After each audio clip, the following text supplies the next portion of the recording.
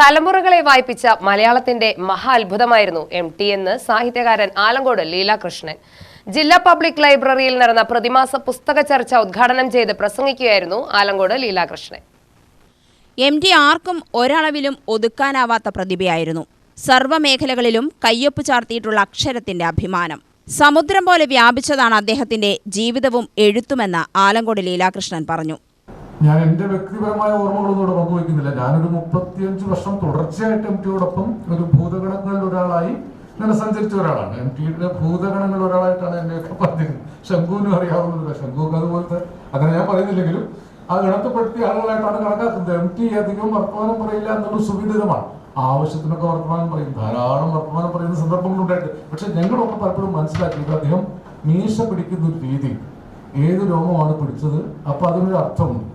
ബീഡി വെക്കുന്ന ഒരു രീതിയുണ്ട്, ബീഡി എവിടെ വെച്ചാൽ എന്താണ് അർത്ഥം എന്നൊക്കെ ഉണ്ട്. വെറുതെ ഒന്നും ബീഡി വെക്കില്ല, ബീഡി ആഞ്ഞു വലിച്ചാൽ എങ്ങനെ ബീഡി വെക്കുന്ന തരം നോക്കിയും മീശ പിടിക്കുന്ന രീതി നോക്കിയും പുരികക്കൊടിയുടെ ചലനം നോക്കിയും മുഖപേശികളുടെ ചലനം നോക്കിയൊക്കെയാണ് MTയുടെ അഭീഷ്ടങ്ങൾ ഞങ്ങൾ പലരും അറിഞ്ഞത്. ഏതാണ്ട് അതുപോലെ MTയോടൊപ്പം സഞ്ചരിച്ച ഒരാളെന്ന നിലയിൽ ശ്രീകുമാറിന് അത് എളുപ്പമായിരുന്നു ഞാൻ പറയുന്നില്ല, പക്ഷെ ശ്രീകുമാറിന് അതിന് ഒരു വലിയ സാധ്യത നേരത്തെ കിട്ടിയിരുന്നു. ഇങ്ങനെ പുസ്തകം എഴുതാൻ വേണ്ടിയല്ല ശ്രീകുമാർ ആ ബന്ധം സ്ഥാപിച്ചത്.